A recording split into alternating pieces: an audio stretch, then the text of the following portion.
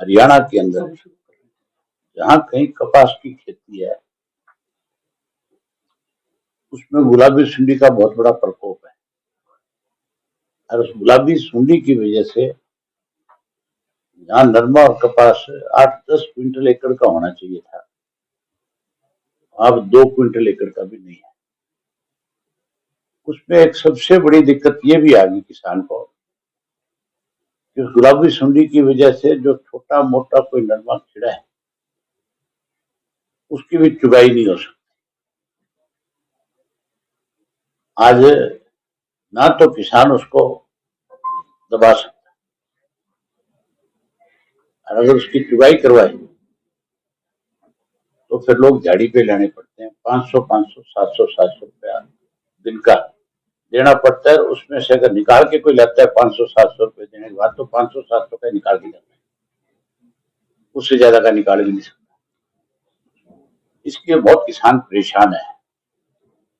सरकार को तुरंत जो है स्पेशल गिरदावरी के तहत किसान को मुआवजा देना चाहिए। कम से कम जो उसकी लागत है उसको जरूर दे, ताकि आगे वो गेहूं की बिजाई कर सके। उसके साथ साथ गंगर से जो है इस इलाके को विशेष रूप से जो है इलाहाबाद को पानी मिलता है, वो पानी रोक रखे, उसकी वजह से भी किसान की सरसों की बिजाई नहीं होती, वो भी एक बड़ी समस्या है। मैं मुख्यमंत्री को लिखूंगा इसके बारे में कि वो तुरंत इस पर संज्ञान ले, तुरंत इसके ऊपर अधिकारियों की ड्यूटी लगाए, ताकि किसान को उसकी फसल के आगे आने वाली बिजाई में उसको परेशानी का सामना ना करना पड़े। उम्मीद तो नहीं करते हम इस सरकार से, क्योंकि 2020 का मुआवजा भी अब तक नहीं मिला। उसके लिए भी हमने बहुत एफर्ट्स करे, तब जाकर के कुछ किसानों को मुआवजा दिया गया।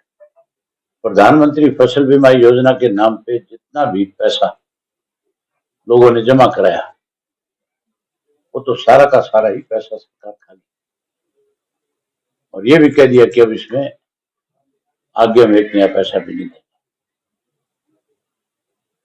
किसान के साथ किस तरह से डोरी मार कर रखी है। अब डीएपी के लिए किसान जो है बहुत परेशान हो रखा है, कहीं डीएपी नहीं मिल रही। आज ही कुटाना गांव है, वहां पे ट्रक आया खाद का, 750 बैग आए उसमें, और 750 में से गांव में कहते हैं 250 बैग उतारेंगे तुम्हारे, बाकी अगले गांव में देंगे। मतलब लोगों को लड़ा रहे हैं खाद के लिए। कम से कम खाद किसी गांव में ले जाते हो तो उस एक गांव की भरपाई तो करो। अगर उसको तुम 200 बैग दे करके बांट दोगे तो फिर लोग लड़ेंगे कि नहीं लड़ेंगे आपस में? फिर तो एक एक बैग के लिए लोगों को लाइन में लगना पड़ेगा। एक एक बैग के लिए लोग आपस में लड़ेंगे, तो लोगों को लड़ाने वाला काम कर रहे हैं। बजाय इसके ये करने के किसान को खाद जो है पूरी दे, और उसके साथ डीएपी के साथ जो 250-300-400 रुपए की और भी कुछ ये केमिकल वगैरह दे रहे हैं वो बंद किया जाए। तो जिनको दे दिया उनको उनका पैसा दिया जाए। सरकार बार बार कह रही है कि क्षतिपूर्ति पोर्टल पे अपलोड करें किसान, लेकिन अभी तक ना तो मुआवजे की रकम तय कर पाई है और कहाँ मुआवजा देना है। पत्रकार साथी भी है ना, सरकार जो कहती है उस बात को हमारे सामने बताती है। सरकार कहती है पोर्टल पे लाओ, मैंने तुम्हारे सामने सारी चीजें बताई है, पोर्टल कहाँ है? एक झूठ है, पोर्टल तो खुलता भी नहीं। पोर्टल चलाना किसको आता है? गांव के अंदर इन्होंने सुविधा केंद्र बना दिए, ऐसे लोगों के हाथों में दे दिए जो पोर्टल पे चढ़ाने के नाम पे भी किसान से पैसा लेते हैं। ये लूट का माध्यम है पोर्टल पे। किसान को कैसे लूटा जाए, कैसे कमजोर किया जाए, सारा दिन सारे पोर्टल ही पोर्टल बनाएंगे, स्वयं का काम है सरकार का। इसीलिए लोग परेशान हो गए। और हम लोग जो है इस सरकार को हर हालत में 2024 में, चाहे लोकसभा है चाहे विधानसभा है, हरियाणा प्रदेश के अंदर भाजपा का सफाया करें। किस मुहिम के तहत आपकी यात्रा चल रही है? आज तो मैं सिर्फ और सिर्फ हल्के के मेरे साथियों को निमंत्रण देने आया। मैंने अपने ग्रैंडसन का 4 तारीख को फंक्शन रखा, उसका लंच है, तो उसके लिए सब साथियों को निमंत्रण देने आया। विशेष रूप से मेरे हल्के में मेरी जिम्मेवारी बनती थी कि मैं सर्वे मार करके इनको निमंत्रण दूं। 5 को मैंने पूरे प्रदेश के लोगों का जो है फिर लंच रखा है, और मान के चलो 4 तारीख का जो निमंत्रण है उसमें 40,000 से ऊपर लोग आएंगे, और 5 को तो 1 लाख से ज्यादा लोग हरियाणा भर से हमारी पार्टी जुड़े हुए, और वैसे भी सामाजिक फंक्शन है, उसमें ज्यादा से ज्यादा लोग पहुंचे। रखा है तेजाखेड़ा फार्म पे यात्रा का दूसरा फेज आपने शुरू भोजन किया का है। निमंत्रण तो घर पे हुआ करता है, होटल और मैरिज पैलेस में वो लोग दिया करते हैं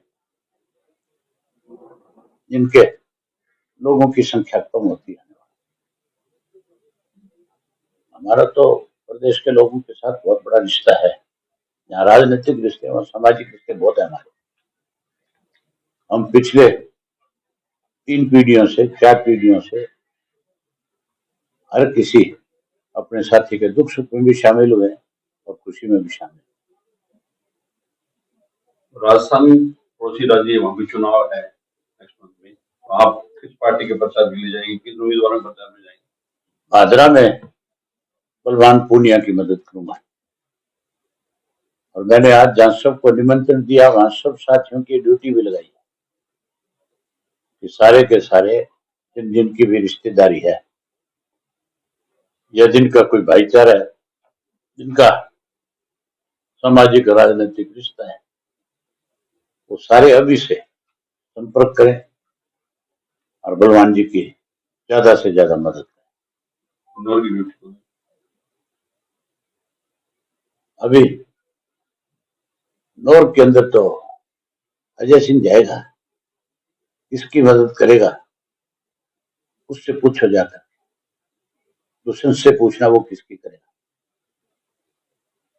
यहाँ तो भाजपा के साथ गठबंधन है, वहां क्या करेंगे वहां देखना।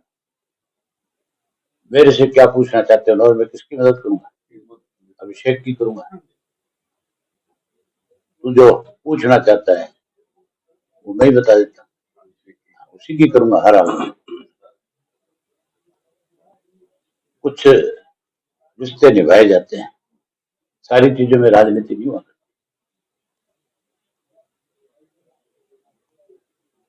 वहां अगर कोई मेरी पार्टी चुनाव लड़ती है तो मैं जरूर अपनी पार्टी के उम्मीदवार की मदद करता, या कोई नॉन कांग्रेसी लड़ता होता है। यहाँ नॉन कांग्रेसी है, ना मैं भाजपा की मदद कर रहा हूँ ना कांग्रेस। हनुमान चौधरी आगे देखें समय की बात है। हरियाणा में बसपा के साथ दोबारा गठबंधन की चर्चा चल रही है। कांग्रेस से एक बड़ा वोट बैंक जो है वो इनेलो में आने की संभावना है। बड़ा वोट बैंक आने की संभावना नहीं, 2024 की सरकार इंडियन नेशनल लोकल पार्टी बनाएगी। ये जो कांग्रेस वाले जो है, अगर इनको सरकार की उम्मीद होती तो फिर डिप्टी चीफ मिनिस्टर के पद नहीं बांटते।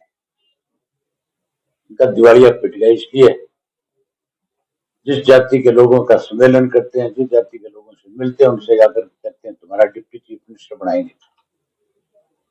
मैं किसको डिप्टी चीफ मिनिस्टर बनाऊंगा उसकी घोषणा जब करूंगा तब कईयों का दिमाग ठीक हो जाएगा, लेकिन समय आने पे करूंगा, कोई जल्दबाजी नहीं। आपने एसवाईएल को लेकर लंबी लड़ाई लड़ी थी, आज सुप्रीम कोर्ट ने ऑर्डर की उसका निर्माण होना चाहिए। निर्माण 100% होगा, अब नहीं होगा। तो जैसे इंडियन नेशनल लोकल पार्टी की सरकार बने उसके अगले रोज ही निर्माण शुरू करने पे मजबूर कर दूंगा पंजाब को। और केंद्र की सरकार को। हमें लेना आता है, हम अपने अधिकार लेने जानते हैं। अधिकार मांगने से नहीं मिलते, अधिकार तो छीने जाते हैं।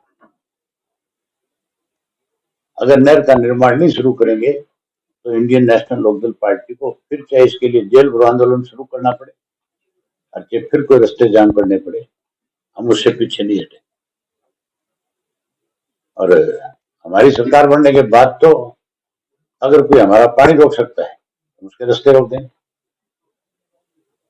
चीफ मिनिस्टर तो हमें उठ के जा सकता है, आम नागरिक कैसे जाएगा? अगर हमारा हरियाणा प्रदेश का आम आदमी पानी के लिए परेशान है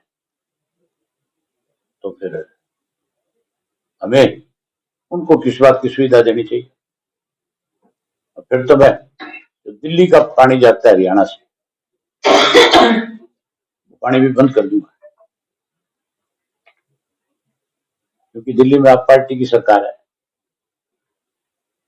कोई हमारा पानी बंद करे, कोई हमारे से पानी ले, ये कहाँ लिखा हुआ है? हरियाणा में आईएएस अधिकारियों को विजिलेंस अरेस्ट कर दी है। भ्रष्टाचार को आप कैसे देखती हैं मौजूदा सरकार में? मंत्रियों को करना चाहिए, सारे मंत्री भ्रष्ट हैं। हमने विधानसभा में उनके ऊपर आरोप लगाए खुल करके, उनकी जांच होनी चाहिए विजिलेंस की। तो एक तो नाम सर, मैं कुछ सारे भ्रष्ट है, तू नाम पूछ।